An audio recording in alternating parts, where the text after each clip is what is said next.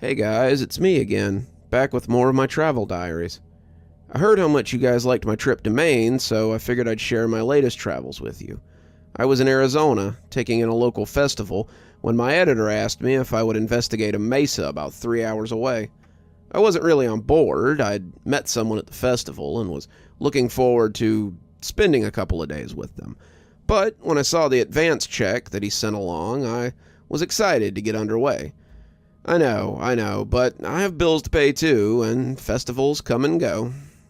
So I hopped in my rental car and headed for the Lost Dutchman State Park near Phoenix. The state park is pretty interesting. Lots of red rocks and cacti. Kind of reminds me of the old westerns I used to watch with my grandpa. There's a lot of buttes, and you have to be careful about critters getting into your campsite, like most places in the desert. The instructions I was given were for a particular canyon with a name that was nearly unpronounceable to me. I have to type it out phonetically when I go to write the article, but the Native Americans who lived in the area called it Watcher's Ridge.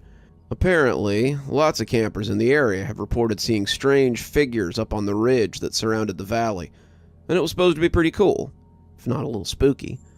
I asked some of the park rangers about it, and they told me they had never seen anything like it, but maybe it was possible. You do see weird stuff out here from time to time, one of the old park rangers told me, and you do get kids who come out here to use drugs every now and again. Not that that would change their experience. There are old places, and sometimes they're home to old things. Watch yourself out there and make sure you're being safe. I asked him if he had any advice for capturing photos of the Watchers, and I wish I had listened to what he said.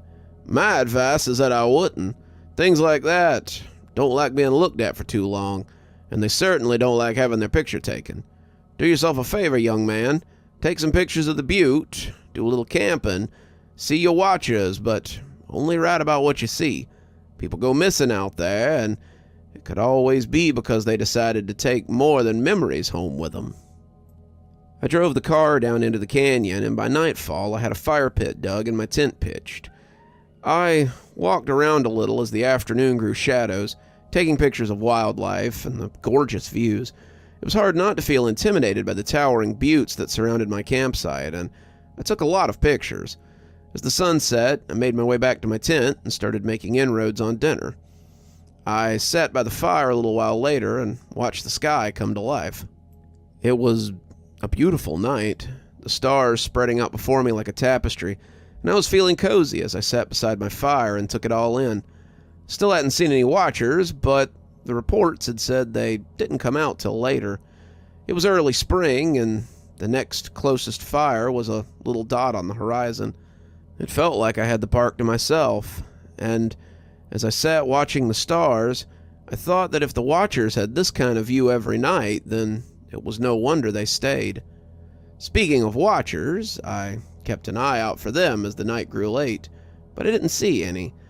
I had made sure to put myself amidst the three buttes, the best place to see one, or so the account said, and while they were quite imposing, I had yet to glimpse one of these mysterious figures. I reached for my phone and opened the email I'd gotten, looking over the accounts that my editor had sent me. There were three, one from a solo hiker, one from a couple on a camping trip, and one from a group of college students who had come out here to party.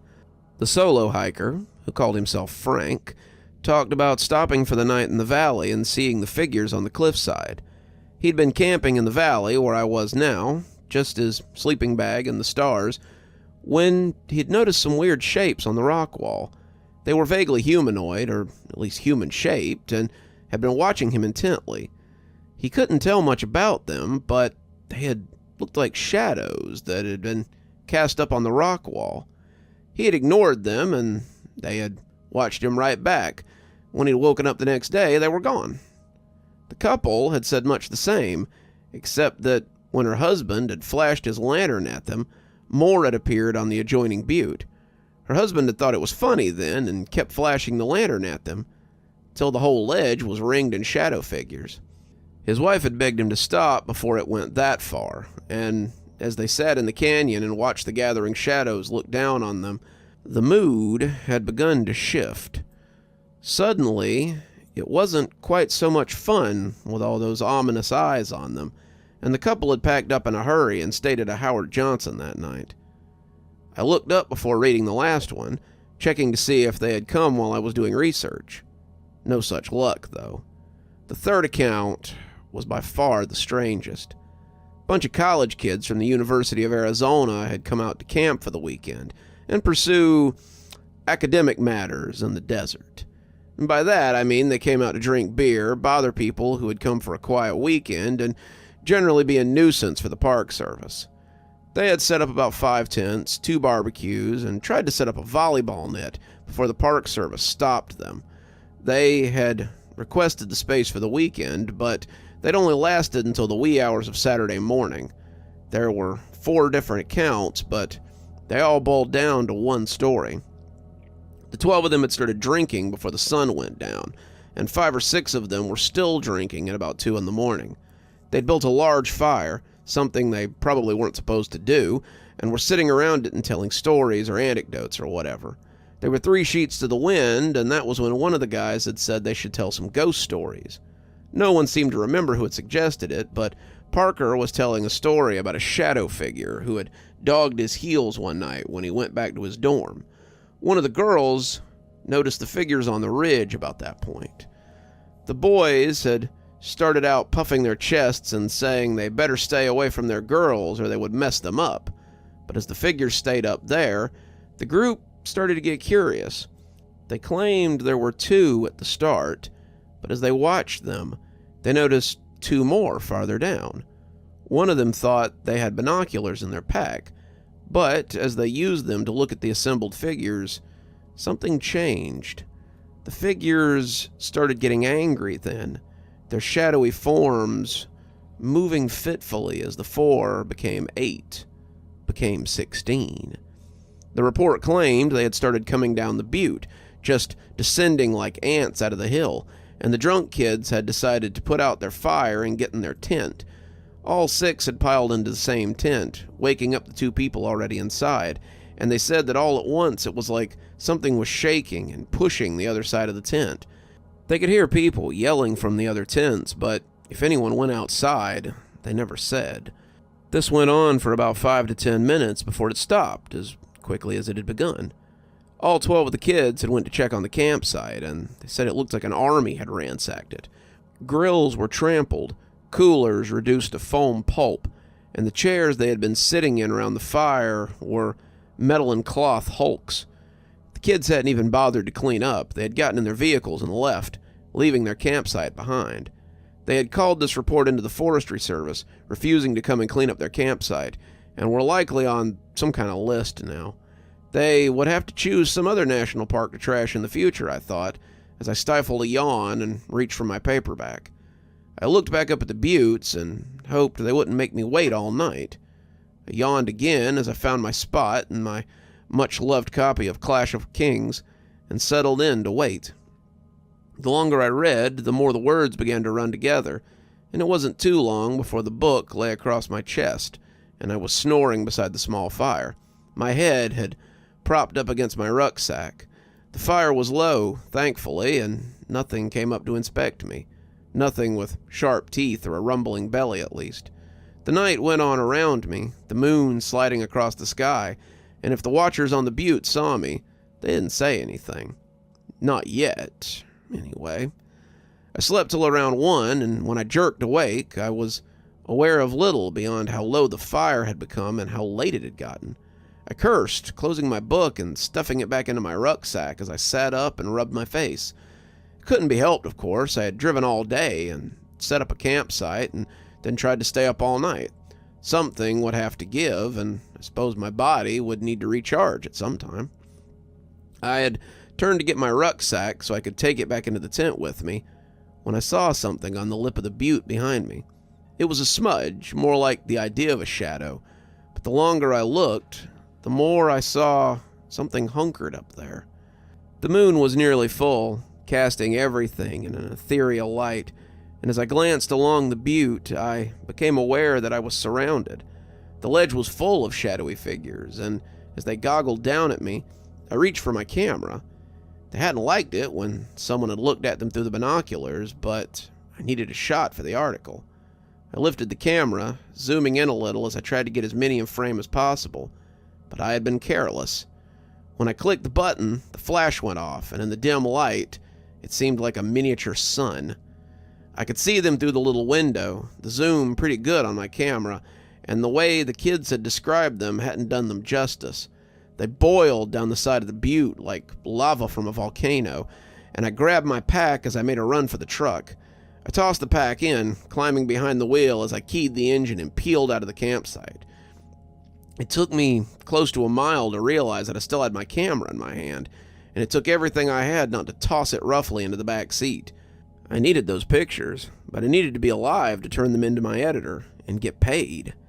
The moon was pretty full, as I said, and it cast the flatlands below the buttes in stark light. I could see them roll over my campsite, and as they came after my car, I continued to floor it. They were fast, but after a mile or two, I stopped seeing them. By the time I got to the lodge on the edge of the camping area, they were gone. But I still kept driving until I made it to the visitor center near the entrance to the park. I slept in the back seat with the doors locked until the sun came up.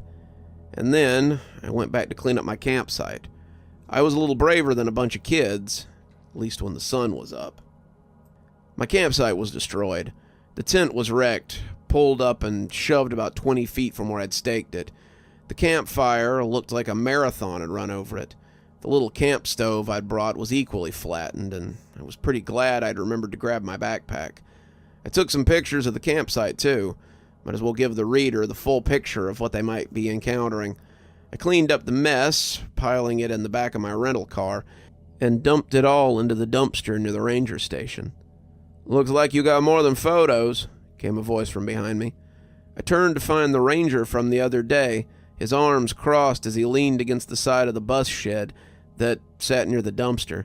He didn't look mad, more bemused than anything, and I couldn't help but chuckle a little as I nodded. He was right. I hadn't listened, and I had paid the price. "Yeah, guess I should have listened." He shrugged. I didn't figure you would. Some people just have to go looking for things, and they need proof to take back. Just glad you made it out in one piece." I asked him what he meant, and he glanced behind him before stepping in closer. He clearly didn't want to be heard. "I didn't lie yesterday. I've never seen anything like what you're talking about. That being said, we do find abandoned campsites from time to time. It's usually people just camping in their sleeping bags under the stars, the ones who don't have access to a tent. Even a simple door seems to keep them out, but that won't stop them from pushing it. We had a fella and his RV pushed over a few years back, and we had to get a tow truck out there to pick it up. His kids had been stargazing and must have noticed that they had an audience. We started telling people to be careful, but we haven't had a disappearance since last year, and I didn't think they would bother you. Guess I was wrong. I got a hotel not too far off to finish my article. The lodge is rustic, but it still has HBO and a whirlpool tub in the suite.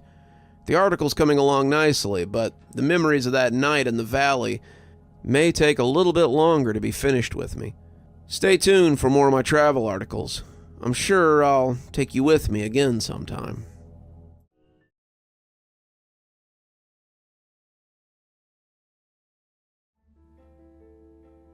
When I was a kid, I lived in a haunted house. I know that sounds, and I don't want to sound pedantic, but I lived in an actual haunted house. It was never anything sinister throughout most of my childhood. You would see things out of the corner of your eye. You'd come downstairs and find things moved a little. My mom even had her hair pulled in the bathtub once, but it was an isolated incident that never happened again. Things moved downstairs, you'd hear weird noises, sometimes you'd hear voices, but it never went beyond that. It was annoying sometimes, but I never really felt threatened. It was just something that happened. Until my parents decided to sell the house. I was about 18 or 19 years old, and I'd just dropped out of college. Medical hadn't been for me, and I was just really burnt out and kind of lost. I had been writing since I was 8, but I hadn't discovered horror yet, and was still trying to hash out something in the fantasy trade. I had a job, and I had my parents' house to fall back on, at least until they informed me that they were moving 2 states away. They didn't have it all set up yet, but my parents were doing well enough that they could afford to go ahead and pick up another house to flip, while they were still trying to sell this one. They offered me a pretty sweet deal. Stay at the house and watch the dogs while they went and got the house ready to move. They'd be back in about 2 to 3 months after they had everything ready, and then they'd start moving everything up there officially.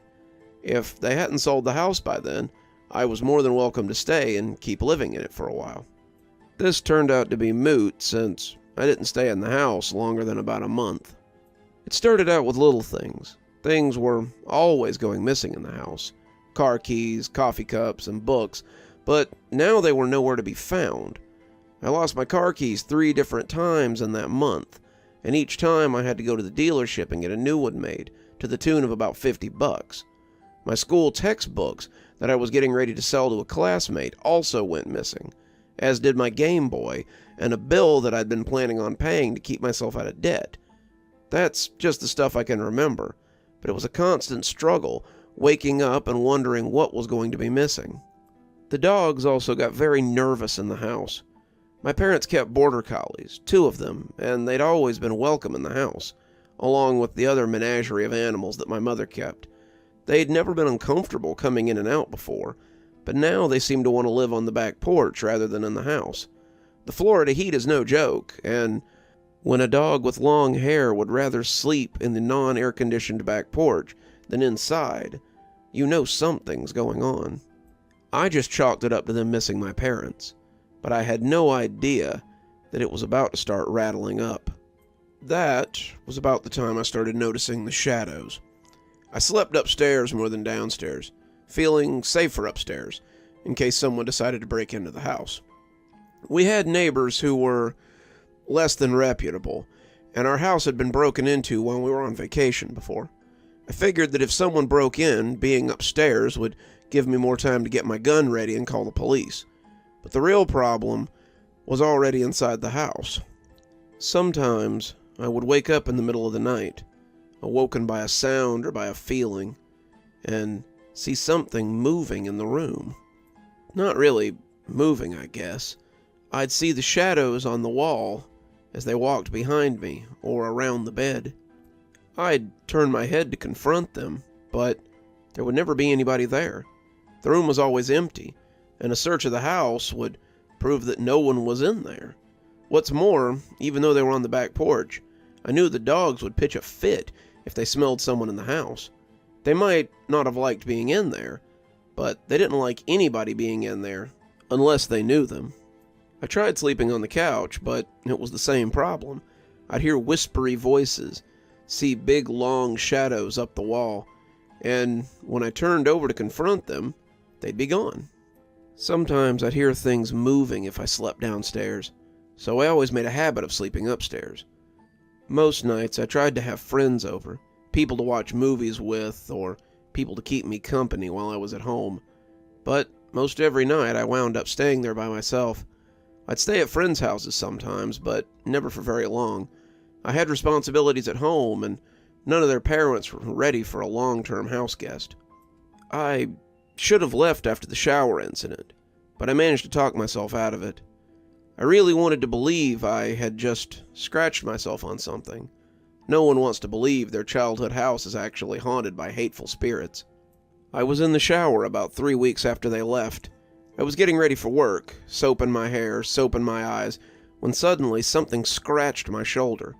I opened my eyes and immediately regretted it, but I started looking around to see if one of the cats had scratched me, or if I had run up on a hook or something. Mom had little hooks on the wall for loofahs and things, but they had already been taken down. I didn't see any cats or anything in the bathroom, and I went back to cleaning the soap off myself before inspecting the scratch. It was from my shoulder blade to my mid-back, and it looked like 3 long scratches that looked a little infected. I put ointment on them and put a big Band-Aid over them. Mom was a nurse, and she had a lot of stuff like that in the craft room, and tried to ignore it. It was just an accident after all. These things happened. So I fed the dogs and went to work as I always had. When I got home that night, that's when the weirdness really hit a fever pitch. The second I came in the door, it was around midnight, I could swear I heard people upstairs. Sounded like 4 or 5 of them moving around on the second story. I grabbed my dad's gun that he kept by the TV stand and headed upstairs to have a look. I hadn't seen any signs of a break-in, no broken windows or open doors, and I wondered how they'd gotten in without being seen. My parents had a big house, but most of the easiest ways to get in were through the living room. Unless these guys broke into a back room, I didn't figure they could have gotten in without me noticing. I came up the stairs, Beryl leading the way, but as I swooped into the big front room where my parents slept, there was no one there. I searched the house, upstairs and downstairs, but I found nothing. It was as if I had imagined the whole thing. The dogs sleeping peacefully on the back porch led me to believe that I was getting jumpy, and as I got ready for bed, I couldn't help but listen out to make sure that it wasn't just my nerves. That was when something kicked the door in, and I jumped about a foot. I was washing my face in the sink, and I winced as the soap came into my eyes again. I came downstairs several at a time, the gun back out front to find the front door open, and no one there. I'd expected to hear footsteps as I came down the stairs, maybe even people running, but there was no one. It was an empty house with nothing in it. I made another pass at the house, but still found nothing. I was getting jumpy, really not liking what was going on here, and it was getting hard to get ready for bed. I brought the dogs back inside, little as they wanted to come in, and I tried to coax them upstairs so I could feel like I had a little company. I had known these dogs all their life. I helped my mom raise them from puppies, and it was the first time I had heard them growl at me as they stoically refused to go upstairs. They didn't snap, but I got the feeling that if I pressed the matter much, they might. I finally left them downstairs, deciding to close my bedroom door and get some rest. I put a chair under the front door as well. No sense waking up to it slamming open again if I could help it. I managed to get to sleep after some unsuccessful tossing, but when I did, it was short-lived. In my dreams, there were people standing around me, whispering. I didn't know who they were. They were people I'd never met, and when I rolled over to look at them, they had no faces. They were made of shadows, and I got the feeling they were talking about me. I can't explain why. There's no reason I have to feel that way. But suddenly, I knew that I was the subject of their conversation. I rolled over in my dream, not wanting to look at them, and that's when I saw the shadows riding up the wall. They danced and capered across the flat eggshell paint, and I realized I wasn't sleeping anymore. I could feel eyes on my back as I shivered under the covers, and the more awake I came, the more I realized I could still hear the whispered voices. These were the things that I'd been seeing when I tried to go to sleep every night, and as I came awake, I found that the shadows were still there. They were rising up the wall, 7 or 8 feet tall, and their legs stretched out behind them grotesquely. I don't know what they were saying, but I didn't like it. It was something like muttering, a constant flow of low talk, and when I turned to look at them, they didn't disappear this time. I couldn't see them, not really, no more than I believe they could see me, but I knew that they were looking at me. I was filled with the most profound terror I've ever experienced. I didn't know what to do. Did I stay? Did I go? This was my home. I had always felt welcome there, and this was the first time I had ever felt unease in the house. In the end, I chose not to confront them. I rolled out of bed as quick as I could and ran for the door. The dogs looked at me like I was crazy as I went downstairs, but I didn't really care. I was not staying in that house for another minute. I went to my car, opened the door, but remembered that I'd left my keys inside. I looked back at the house, but the thought of going back in there made my knees weak. There was no astral lights in the windows. There were no weird figures looking down at me. but suddenly looking at that dark house by night made me never want to go back in there again. I slept in my car till morning, and after the sun came up, I went to get my keys and a few things. I called a friend of mine and asked if I could spend the night at his place indefinitely, and after telling him what I had experienced, he agreed. I don't think he believed me, but I think he believed I'd seen something.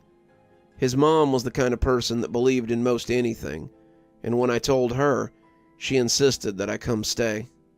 I stayed at his house until my parents sold the place, and then I went to live with my grandma until I got a place of my own. I thought I might be done with the weirdness in the house, but it had one last surprise for me. I went back a few weeks later to help them move some of their things onto the truck, and when we lifted the sectional, I found something I'd been looking for. Underneath the couch was everything I'd been missing, stacked in a neat pile and just waiting to be discovered. My dad laughed about it, saying I must be kind of scatterbrained, but I knew I'd checked under the couch many times. I helped them move their stuff on the truck, but insisted on being gone before dark. They thought I was being silly, but I never came back there again after dusk. When they sold the house a few months later, I got my stuff out and never came back. My mom got into ghost tours and things later in life, and did some research on the place after I told her about my experience. She was almost giddy when she told me about the checkered past of the house we'd lived in. Several people had died in that house, and not all of them of natural causes. There were rumors that 2 brothers had had a duel in the backyard, and one of them was still buried on the property. A boy drowned in the pond that sits at the corner of our land. Several people died of natural causes in the house, and whether or not they're the ones who haunt the house, I don't know. I find sometimes in my life that strange things seem to follow me. They seek me out sometimes, and I think that might have been part of the reason I started writing horror. The closer I get to understanding it, the more I know I'll understand my reasons behind it. And that's not the only strange thing that's ever happened to me. Perhaps I'll tell you about a few others sometime, if you like.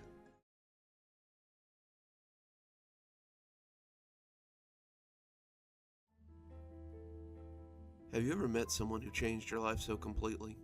Someone who's your first, your last, your only? I met her once. Her name was Sheela.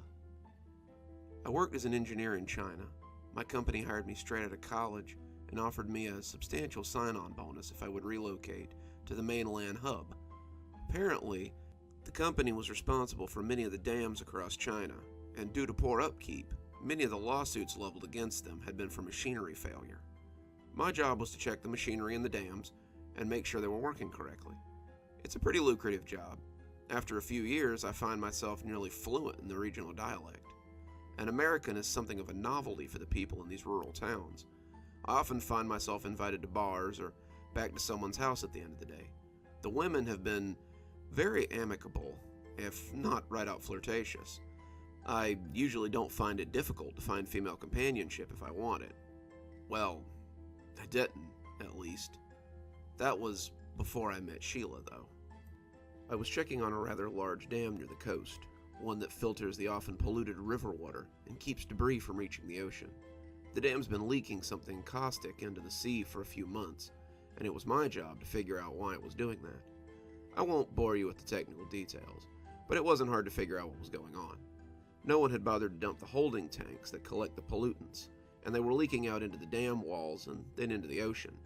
No one had bothered to tell the workers to dump the tanks either. So a week of work and one pumper barge later, the dam was back up and keeping the ocean clean. That was apparently cause for celebration. The dam workers took me out for a few drinks that night. The local community, heavily centered around the fishing industry, wanted to meet me and thank me. A celebration was held, and I was introduced to everyone from the village mayor to the town priest. The mood was definitely festive, and I remember being handed a small cup of strong liquor early in. The clear liquor was quite potent, and after a while, the night became a jumble of colors and sounds. I danced and laughed and ate some of the best food I'd ever tasted. The whole village was so friendly that, after a while, I forgot to be self-conscious about my height or my nationality and just let myself be immersed in the moment. I was sitting under an overhang, a fourth cup of the strong liquor at hand, when I saw a goddess approach me. Her hair was pale, not blonde, but white, and her dress was seafoam green and clung to her. She had the eye of every man there, and had the ire of every woman. I remember thinking that she didn't seem to fit the standards of this place. She was tall, almost as tall as me, and her skin was darker, tanned, brown.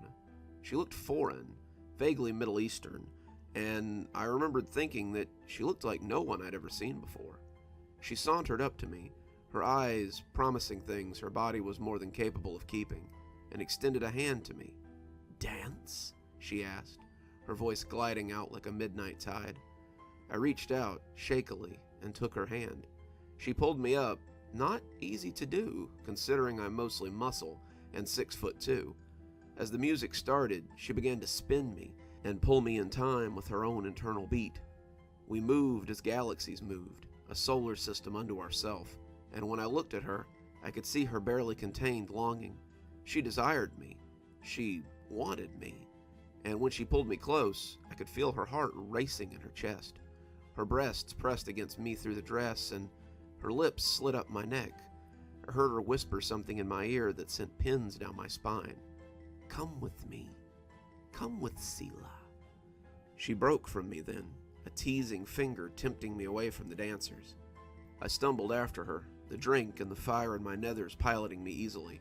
Did you say Sheela? Is that your name?" I slurred, letting her lead me towards the beach. She smiled and kept crooking her finger at me as we left the festivities.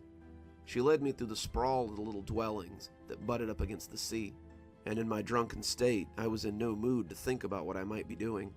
Her pale hair danced in the moonlight, and her tan skin shone so pale it was almost white. It turned her into a ghost, floating along before me as I stumbled on the rutted path. She beckoned me onward, and as I came, I could hear some exotic melody floating around us in the air. Then the dog began to bark, and the melody was snatched away. He wasn't much of a guard dog, some little mutt that had been tied up in someone's yard, but the effect he had on her was jarring. She recoiled as though she had been burned, and took a few shaky steps away from the animal. The dog was lunging at her, straining against its rope, and snarling like a wild thing. He was choking himself trying to get free, and his aggressive behavior seemed aimed solely at my companion. Watching him maul the air was starting to bring me out of my daze. Then Sheela rounded on him and hissing at him like a scalded cat. The dog yarked and backpedaled to hunker under the porch, completely chastised. When she crooked her finger at me, the lovely music began to take me away again. We came to the beach, and she led me to a spot behind a stand of vegetation. There sat a hand-carved wooden boat bobbing in the surf. As I climbed inside, I felt the weight of the drink descend on me. I closed my eyes and felt the boat slip off into the waves. My fingers splashed into the spray when they took to the water, and I remember thinking that we were moving much too fast for a boat she was paddling. I'd seen no motor, and the boat looked like the kind that you would need big oars and strong arms to pilot. As we bobbed and floated in the churning soup, I let my mind focus on the strange music enveloping me, and drifted off for what couldn't have been longer than a few minutes. When I awoke, we were on a very different stretch of sand, and her hands were pressed against my chest, her face very close to mine. She smiled when she saw that I was awake. "Come," she whispered, and was off me and out of the boat with a cat-like grace. I rose from the boat much less gracefully, and as I looked across the water, I could see the lights of the little fishing village many miles away. I looked for the oars, but I didn't see them. I must have been out for hours, because there was no way she could have gone that far in a few minutes. The little boat bobbed in the shallows, having no anchor and no means to stay put either, and that confused me as well. Surely the tide must take it back out again without something to tie it down. Then the warm laughter of my guide and the soft music enveloped me again, and I followed her into the woods. A lush jungle lay not far from the boat, and she was standing at the edge and looking lovely in her green dress. She moved into the tree line, begging to be chased, and in the light of the moon, I dogged her steps as my drink-soaked brain processed only the need to have her. The jungle vegetation was lush and thick. On any other night, I would have been hesitant to plunge into there for fear of snakes or poisonous insects. That night, though, I blundered in with wild abandon, and the deeper I went, the deeper I was pushed to go. When I crashed into a small clearing, a burbling pool splishing placidly, I looked around wildly. She was nowhere to be seen, but I could still hear the music, and I knew she couldn't be far. Suddenly, the burbling became a loud expulsion of water, and she rose from the water like a nymph. I must have looked ghastly myself, one shoe missing, clothes torn and tattered from my wild run, and my face awash with mud and sweat. She approached me, however, as though I were some Greek god. She slid her soft hands over my cheek and pressed her cool lips against mine. She tasted exotic, like oils and spices and something unknown. She tasted like the grave, but I wouldn't know that until later. She broke our kiss and slid her mouth to my ear as she whispered her last request. "Dance for me." I felt my limbs go taut, like a puppet whose strings have been pulled, and suddenly I broke into a wild and frantic sort of dancing. The music in my head changed, becoming primal and dissident. My body threw itself wildly about. My throat erupted in earthy screams of ecstasy. I felt like one of those ravers in a mosh pit as my body danced out its primal need for her. She sat back against a rock, her dress hiking up to show me a pale leg that I was sure had been tanned earlier. Hadn't she looked exotic before? Vaguely Middle Eastern? Now her skin was pale as cream, and her white hair seemed brittle and corpsey as the moon spilled across it. Her dress suddenly seemed more like a funeral shift, and the green became mold as her cat-like eyes stared at me in the throes of my passionate dancing. I was a beast, a man on fire, and as I danced, I felt my limbs exerting themselves to the limits. My legs gave way first, spilling me head first onto the dirt. I rolled over, my arms still trying to dance, and I saw her creep forward like something from a horror movie. She scuttled ghoulishly, on all fours, and my limbs refused to heed any of the commands I was giving them. My legs twitched, trying to dance, but unable, and my arms kept thrashing and hitching feebly as she approached. I could see her staring at me from the soles of my feet as she peeked at me from between my toes. Then she opened her mouth very wide and popped the big toe of my left foot into her mouth. When she opened her mouth, I had seen a double row of sharp teeth that promised to strip my flesh even as they bit through the bone. As the toe entered her mouth, I knew I would never see it again. When she sucked the toe instead, I thought maybe I'd been mistaken. Perhaps she was just playing with me. Maybe the alcohol had made me hallucinate, and this was nothing but a gin-soaked dream. Then she bit the toe, parting it from my body as she chewed with an ecstatic look on her cannibal's face. I cried out, but my cries mixed well with the dance's primal scream. No one would hear me out here anyway. We were miles from civilization. Even the fishermen on their boat that might be close would probably think I was a strange night bird. No one was coming to my rescue, and my body had betrayed me in the wake of the strange song. I was her plaything, her prisoner, and she could do with me as she liked. The other 4 toes of that foot went down simultaneously. She crunched them with relish, her serpentine tongue sliding out to lick the blood from her lips. When the toes were gone, she took a bite of the now oddly shaped foot. The blood ran darkly from the nub, and she lapped at it hungrily as she chewed. My throat felt raw from screaming, the pain intense and throbbing, and as she took a second bite, I heard my voice giving out from crying. She looked up at me, seductively enough to make certain parts of my body quiver, and began planting biting kisses up my leg. The wounds were red and oozing, her lips now painted in my blood, and as she bit her way up, I began to realize her destination. I tried to break free of her spell, not wanting to be parted from that particular portion of my body, but I was helpless before her. She kissed her way up my leg, her mouth splitting and the cheeks ripping at the corners as she prepared to bite through the front of my trousers. Then a dog howled somewhere in the jungle, and she cast her eyes fearfully towards it.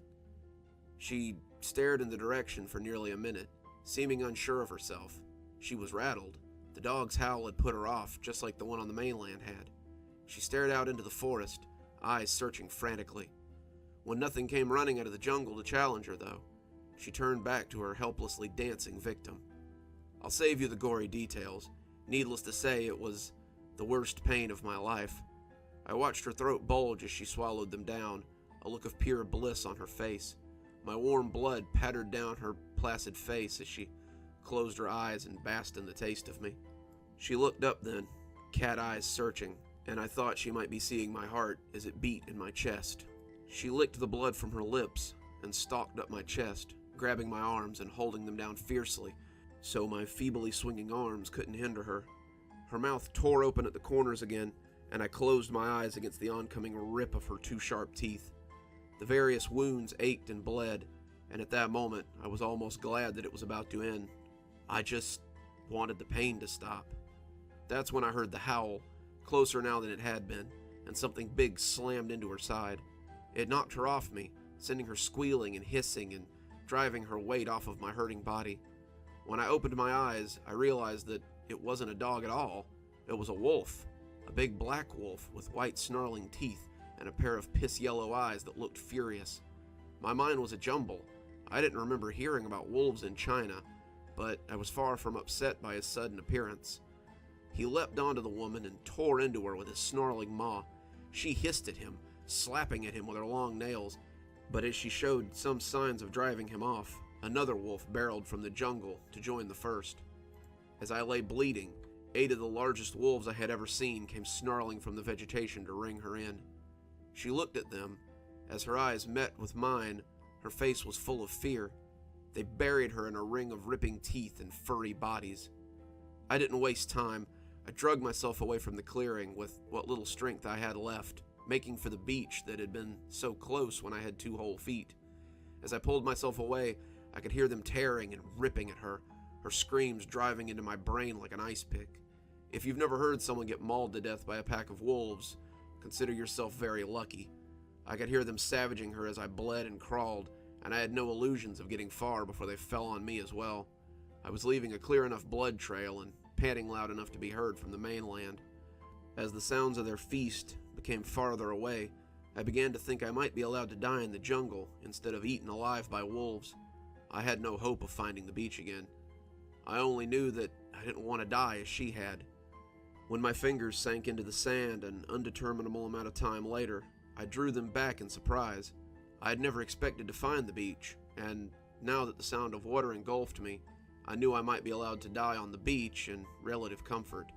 I dug my body out onto that beach, my various injuries crying out as the sand caked them and was ground into them. I dragged myself forward until I could feel the shore's wet edge, and then rolled onto my back and lay where the water might slide up and touch me as I was dying. It was cold fire against my injured foot, but I didn't care. The sound of waves would be a perfect backdrop for my last few minutes on Earth. I could still feel the blood leaking out of my foot and crotch, and knew I had lost a lot of it. I closed my eyes and prepared to die, when my eyelids were suddenly blasted by a bright light. I thought it was the sun for one pain-soaked moment.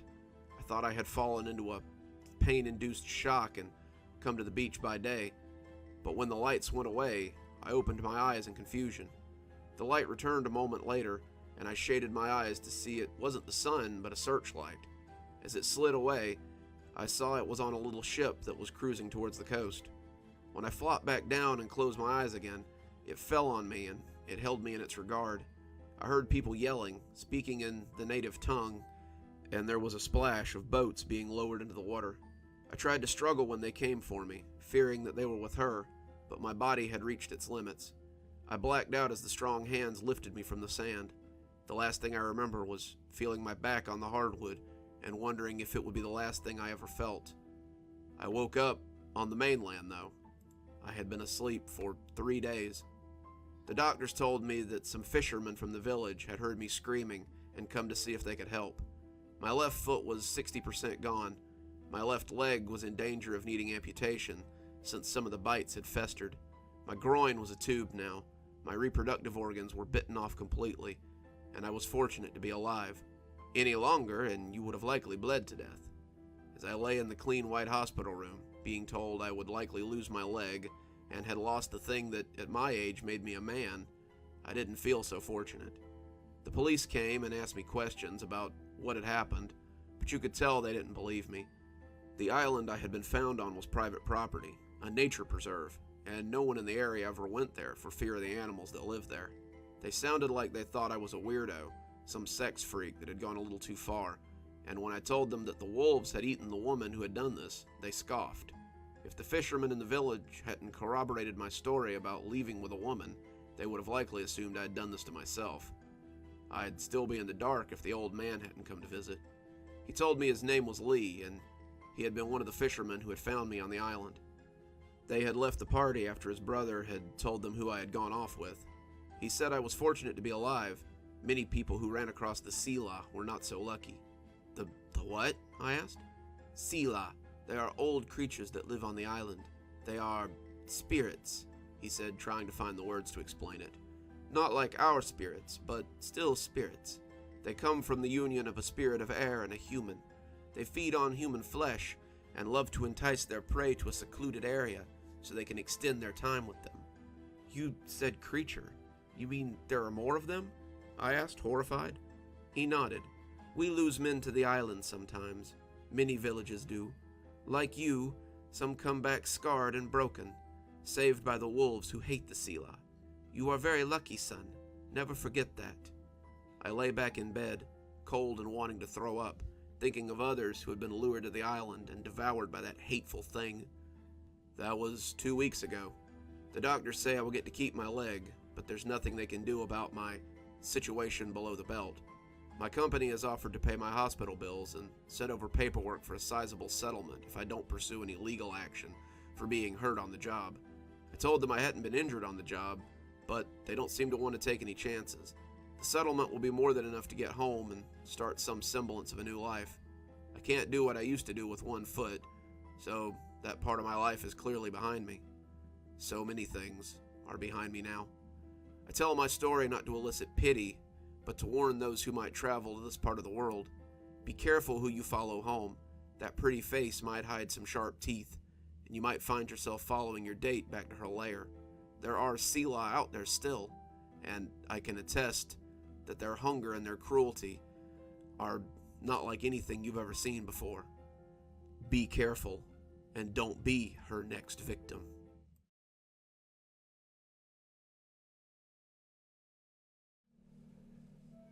It was a hike that we would never forget, though we wished we could. My girlfriend and I were hiking in a familiar spot, just like we'd done 1,000 times before. This hike was going to be different, though. We would hike 3 miles in and camp for the night, wake up at 5 a.m., hike up to Helen's Overlook, about 10 minutes from our camping spot, where we would watch the sunrise. While she watched, I would take a knee, pull out a ring I had bought a couple of weeks ago, and ask her to marry me. It was all so meticulously planned that I hadn't taken something into account, something no one could have planned for. We parked in the lot at the base of the trail. I'd hiked this trail and camped in these woods for years, and it seemed like a great place to bring my girlfriend after we got together. We'd been together for about 3 years, but it had been 8 months since we'd last been up here. We had meant to go at the start of spring, the changing seasons being our favorite time to be outdoors, but life had made it difficult, and we were excited to get back up here after a long hiatus. We grabbed our packs and headed into the woods, following the trail that would take us to the spot where we meant to camp. Technically, the Park Service frowns on people camping near the state trails. That being said, the spot where we meant to camp was off the trail and into the woods a bit. A ranger could still wander up and tell us to leave, but I sort of doubted it. I had only been asked to leave once the whole time I'd been camping here, and that was on an occasion when my brother and I had built our fire a little too high. We were smarter now, and we hadn't been discovered since then. Sure is pretty, my girlfriend said, adjusting the straps on her pack as we walked. Yeah, I agreed, looking at her more than anything. I slid my fingers over the velvety top of the ring box as we walked. I couldn't wait to give it to her, to see her surprise as I hit one knee and see her tearful delight as she accepted. It never crossed my mind that she wouldn't. We would get married in the spring next year and come out here camping for our honeymoon as well, so we could visit the spot again. Sometimes, however, God loves to laugh at our plans. It started with spiders. More specifically, it started with me running face first into a spider web. It had been hung across the trail, and the little builders fled as I slapped at the remains that clung to my face. I checked myself to make sure it hadn't fallen onto me, and when I was certain it was gone, I shivered as we set off again. From there, my girlfriend and I found ourselves dodging webs pretty often. They were just little spiders for the most part, but as they clustered together, the webs became more annoying. My girlfriend shrieked as one clung to her hair, and as I helped her check for stowaways, I couldn't help but feel crawly. I'd seen spiders in the woods before. They lived here too, after all, but never like this. I had expected that some of the late-season snows would have gotten them, but they were here despite it all. We followed the trail, dodging spiders and looking for landmarks until my girlfriend finally said she had to pee. "I'm just gonna walk over this way. Keep an eye out for other hikers?" I told her I would, and she stepped off into the woods to do her business. When she screamed a few minutes later, I ran into the woods expecting to find a bear or a coyote or something. Instead, I found my girlfriend leaning against a tree, shaking as she pointed to something strange hanging from the tree. It looked like a cocoon, but it was practically throbbing with spiders. I had once seen a wasp's nest hanging in the woods, the big papery-looking ones, and that was what it looked like more than anything. It was hanging from a nearby tree from the thick strands of silk, but I could see something rougher wrapped around the limb, too. The spiders were scuttling all over it, and watching it made me a little bit sick.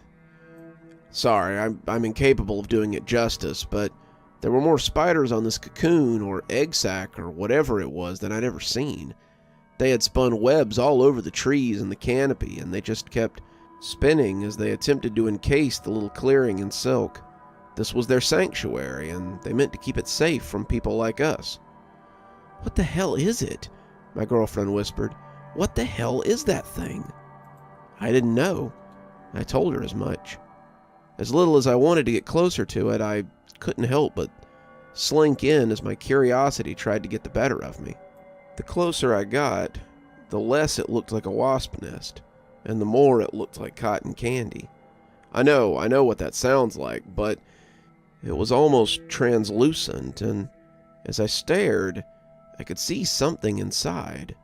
It was nondescript, like something seen through a dirty window, but there was definitely something inside that webby bundle. I had to stop myself from sticking my hand out to touch it, and that was when I saw something else that drew my attention. I would have completely missed it if I hadn't gotten so close, but now I could see the corner of something purple. It was underneath the spider cocoon, and a few more months would have seen the bundle get big enough to cover it too as it came to the ground. Something translucent covered it, and I looked at the bottom of the mass as I reached out a shaky hand to grab for the thing. "What are you doing?" my girlfriend asked breathlessly, but I ignored her. My hand came shakily into contact with the thing, and it was a plastic Ziploc bag. As I lifted it up, however, the back of my hand brushed something on the bottom of the cocoon. I grimaced as something wet slid down my hand, and as I saw something black and stiff fall to the leaves, I gasped and backpedaled towards my girlfriend. As the sun shone behind the thing, I finally got a good look at what lay inside, and my suspicions were confirmed. "We gotta go," I said, helping her up. "We have to call the ranger service right now." "What is it?" she asked, but I didn't want to tell her until I was sure. We went back to the car, and I called the rangers. In the meantime, I looked in the bag I'd been clutching the whole way down the trail. It was a purple notebook, the kind you could get at Dollar General for a couple of bucks, and inside was someone's journal. Her name must have been Lisa, because she signed all of her entries with it. The more I read, the more I came to understand that this was a journal she was keeping in a mental health facility after a suicide attempt. She talked about the medication they had her on, about the groups she had attended, about the phone calls with her parents she had. and how it had all helped her see that life had meaning and that she shouldn't squander it. She had left the group home with a new lease on life, but that lease had soon run out. The last entry was made about 4 months ago, about a week before one of the worst spring storms in a decade. I just can't take it. Charles is gone. He says he can't handle my roller coaster emotions, and he took Sophia to stay with his parents for a while. My parents are trying to be supportive, but I can see what a burden I've become to them, my husband, and my daughter. So I've decided to leave. I'm going to hike the trails that gave me joy, and when I find a spot that I'm not likely to be found, I'll end it. If anyone finds this, my name was Lisa Turner. I closed it as a Jeep rolled up into the parking lot and put it back in the bag. The Rangers were a couple of younger guys, college-aged, still very green. They told us to lead the way, and we took them up to see what we had found. They laughed as we tried to explain to them what we had found, joking that it was probably just a really big wasp nest. They shut up when we got to the spot, and they saw it for themselves. They called in a few other people, telling us to stay close just in case. They brought a fogger and some thick suits for dealing with pests. As the spiders either fell dead or fled their perch, one of the Rangers brought a ladder and started inspecting the web mass.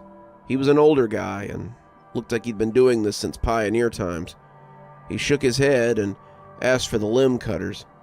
One of the younger guys scoffed. "There's no way you can cut that limb with those, Hawk." "Don't need to," said the older Ranger, I supposed, who was Hawk. He told everyone to stand back and snip something at the top. The whole thing came down, and when it burst, I saw what I had feared inside. There was a woman in the cocoon, her body bloated and rotten looking. She was covered in moving tumors that had burst and began spilling little spiders out of her. She had a rope around her neck, the purple marks still visible on the bloated skin. Her face looked peaceful, despite the bulges and tumors where spiders had used her as an incubator. The police were called, and I handed them the journal, told them how we had found the body. They thanked us, the Rangers telling us they would put our names in for an accommodation, but it was the old guy I was waiting for. He looked like he wanted to talk to us since he'd cut that body down, and when he leaned in close so the others wouldn't hear, I knew he meant to impart some wisdom. "These boys haven't seen this kind of thing before, but it's not my first time. I found a hiker 2 years into my job that had been used as a nest for ground wasps. I've found corpses savaged by bears, bones built into beaver dams, hikers skewered on the new horns of sporting bucks. Nature is beautiful, but it's unforgiving. You'll eventually forget what you saw here, but never forget the lesson. Nature will take you, if it can. It will take you, reshape you, and use you for whatever it needs. Be careful when you're in the woods, and always be courteous of the natural order." My girlfriend and I hiked back to the car in somber silence, neither of us having much to say. We didn't camp that weekend, but I did propose about 3 weeks later. I did it at our favorite restaurant, an Italian place in town, where we'd had our first date. She agreed with the expected amount of tears and squeals. I guess that makes her my fiancée now, and I'm glad to have her by my side. I've tried to forget what I saw in the woods that day, but I'm always mindful of my place when I'm in nature. Who's to say who might find me if I forget?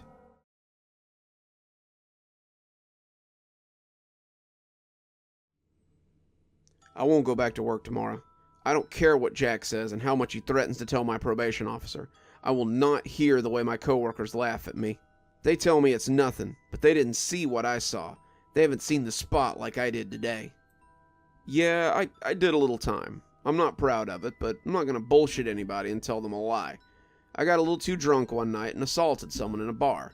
It was my first offense, and I did my 2 years without much hassle. Hell, they even let me do the last year at work release so I could keep paying my parents' mortgage for them. I have experience in construction, so it was a good fit. They set me up with a crew, doing drywall and laying flooring, and I worked for a good bunch of guys. It was a sweet gig, and it was a gig I was told I could keep after I got released. On the day I was released, I told them I'd see them in a few days and rejoin the real world. That, however, was the night my dad suffered a stroke. It was a bad one. Mom woke me up screaming, and we took him to the hospital in the back of an ambulance. Suddenly there were doctors to talk to, changes to make to the house I'd grown up in, and a man who'd once taken care of me to take care of. He'd lost function in nearly half his body, and with Mom feeling very overwhelmed, it became my job to take care of Dad.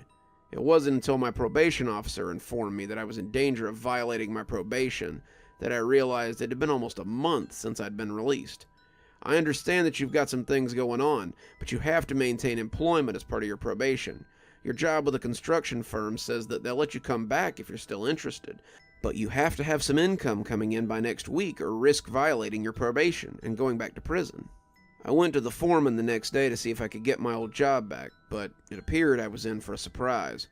Yeah, sorry, we filled your spot on that crew. We didn't know if you were coming back, and we needed a full crew for the job. I gritted my teeth and resist the urge to rage at him. Then why did you tell the probation officer I could come back? 'Cause I have a new crew for you, if you're still interested in it. I told him I was, and he gave me a number to call. That's Jack. He's been begging for another able body. Give him a call and see if you guys can meet up today. I thanked him, inwardly fuming that he'd already filled my position, and called the number. Jack answered on the third ring and told me that his crew left at 5 a.m. If I wanted a spot on it, I'd better be on the yard at 5 a.m., ready to work. I told him I would, and he hung up on me mid-sentence. I already didn't have a good feeling about this guy. He was terse, and didn't sound like the kind of guy you wanted to have a beer with after work. Regardless, I needed the work, so I set my alarm the night before and dragged up before dawn to meet this asshole at the yard at 5 a.m. And oh boy, had I been right in my hunch about this guy. Jack was one of those average-sized dudes who thinks he's a giant, the kind of guy who gets his ass beat in prison. He wore jeans and a sleeveless t-shirt, with a gold chain that hung down into his thick chest hair. His hair was held in place with enough grease to change the oil in my car, and I saw him single me out the second I showed up. He had a small crew, maybe 10 guys, but the way he zoned in on me let me know that he'd been looking for me. Well, you actually showed up. Rick may speak highly of you, but I'm not just going to drop somebody down so some ex-con can have a job. You'll be cleaning the job site until I'm convinced that you're not going to show up high or just dip out in the middle of the day. If that's not okay with you, then you're going to go tell your probation officer to send you back where you came from. He turned and walked away, the crew piling into his truck as I stood there in stunned silence. I had to remind myself that I needed this job as I piled into the back of the truck with them. I had to remind myself a lot over the next few hours that Mom and Dad needed me home and not back in prison. We pulled up outside this dumpy-looking house in the suburbs just as the sun started to come up over the horizon. It was an old 2-story with a peeling exterior, and a yard that looked like it had last been mowed during the Bush administration. They had made a pathway up to the walk so that they could bring in their tools, and the grass looked stomped flat by the constant traffic. They had set up a generator near the porch, and a big metal dumpster created an island in the grass where they had just rolled it off and dropped it. All in all, it was a sloppy-looking sight, but I was in no position to throw stones. Jack collected us up on the porch so he could give out assignments. The old house was being renovated so the company could flip it, and he set several of us to ripping up carpet. After assignments were given, Jack and 3 others went upstairs to assess the damage, and I didn't see them come back until after lunch. I was set to pulling carpet in the downstairs living room. It was a dingy little room with a pair of small windows that reminded me of eyes. The carpet was disgusting, covered in hair and crumbs, and it was tacky like old soda had been spilled on it. I was sliding on my gloves when someone threw a crowbar on the floor and walked off. "Hey, aren't you going to help me?" I asked, but the guy who tossed the crowbar just shook his head. "We each get a room. This one's yours, so get to it." Then they left me to pull carpet in this big dirty room by myself. The living room wasn't huge, but it was still a lot to ask of one person. I pressed the crowbar in and pulled the carpet away from the wall, not bothering to be gentle. The drywall was going to be pulled out next, and I suddenly wondered why they were pulling the carpet out first. I shrugged. I wasn't the boss here, so I guess I just have to do as I was told.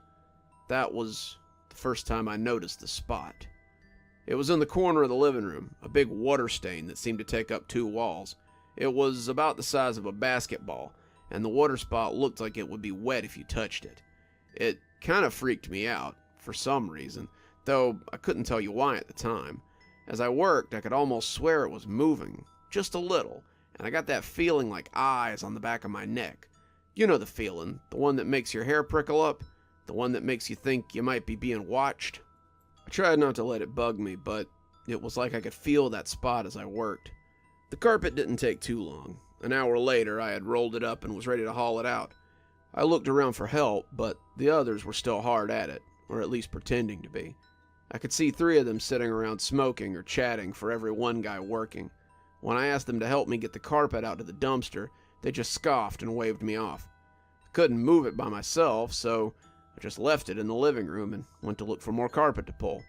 It seemed that my fellow workers weren't as diligent as I was, because there was still carpet in 3 rooms that seemed to need removing.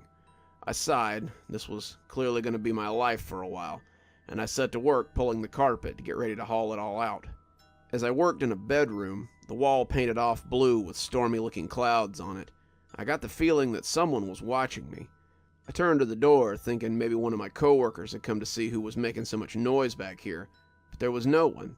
I looked to the window, but it was so caked with dust that no one could have seen anything through it. I glanced over to the closet, thinking maybe someone was lurking in there, and that was when I saw the source of my discomfort.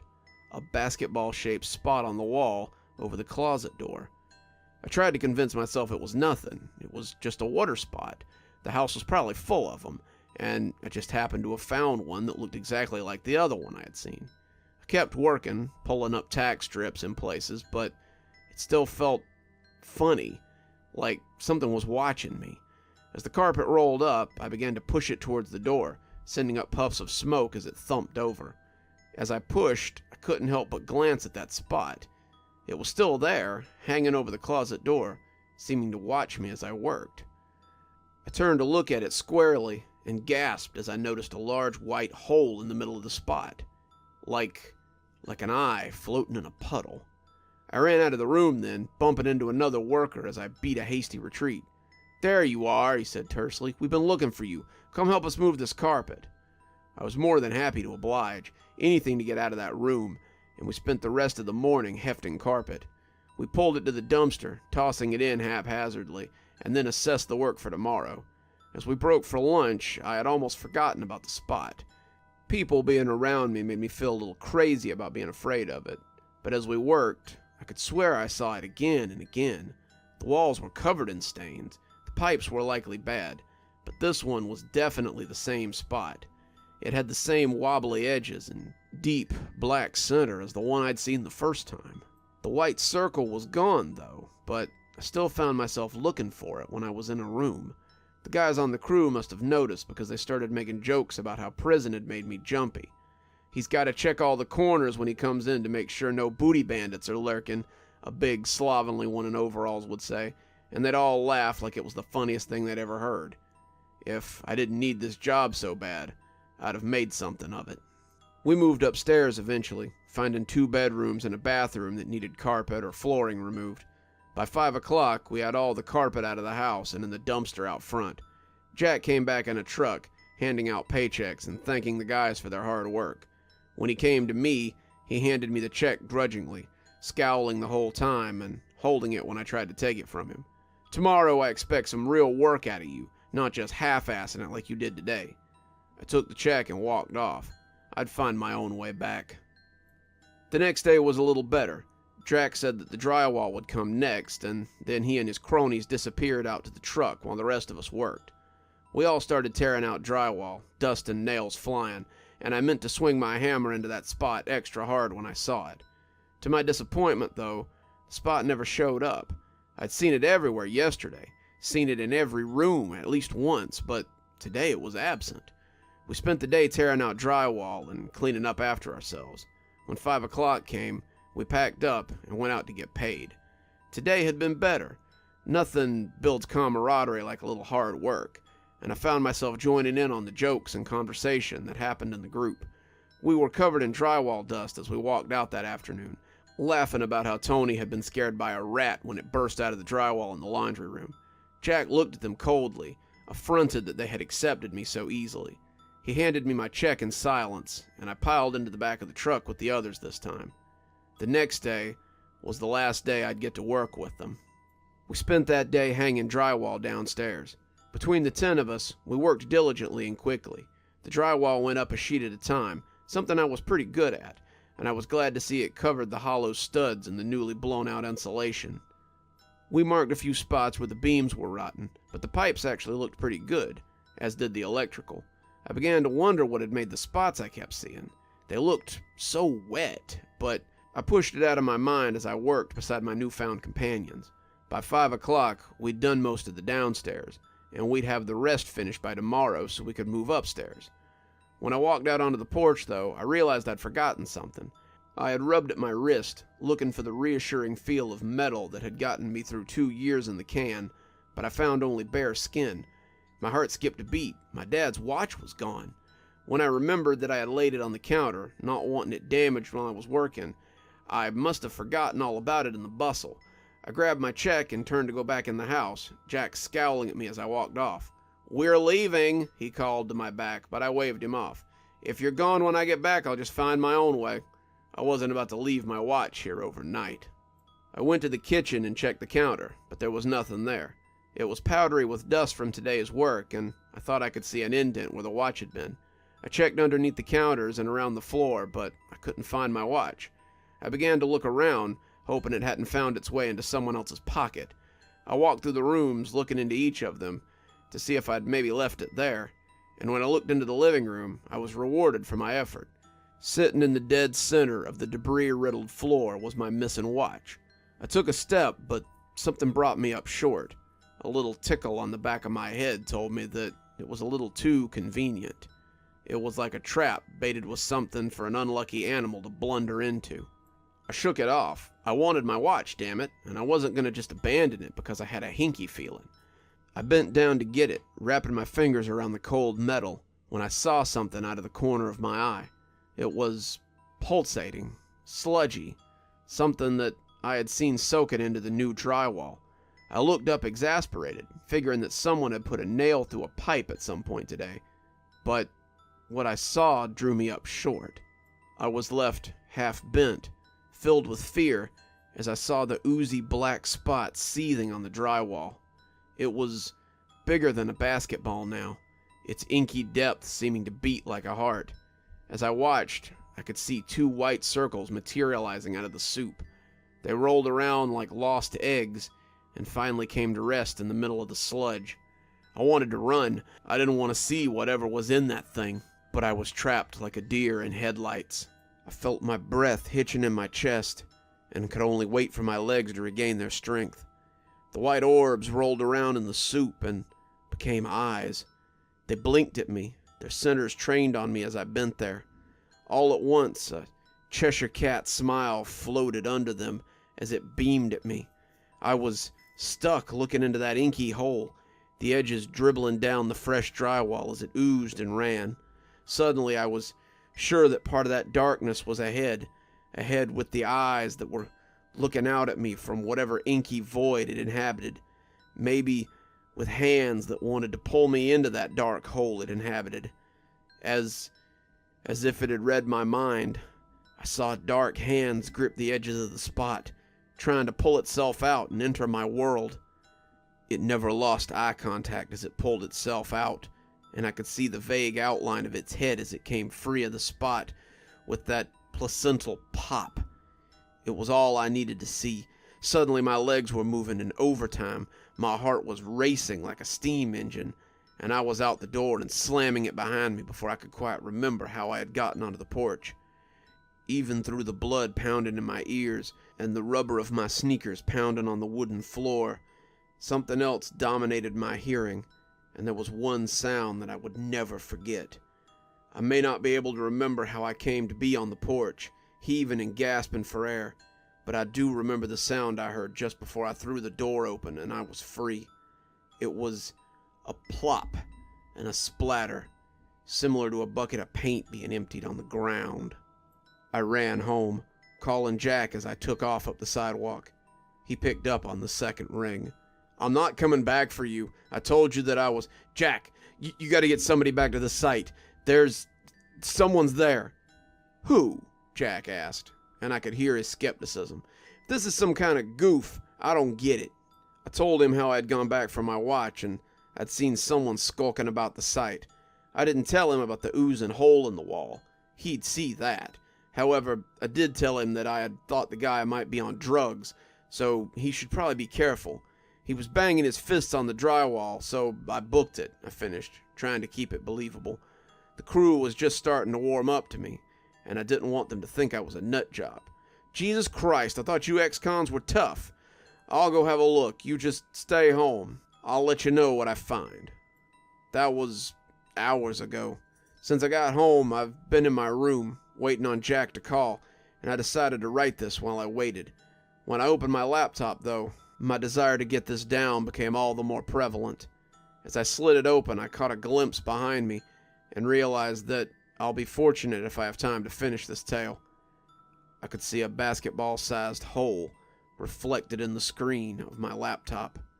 I got up and locked the door and moved my writing to the living room. I don't know if the locked door will stop whatever may come from that dribbling hole, but I know that it may give me enough time to finish this before it breaks the surface. Keep your eyes peeled for water spots. You never know what might come slipping out.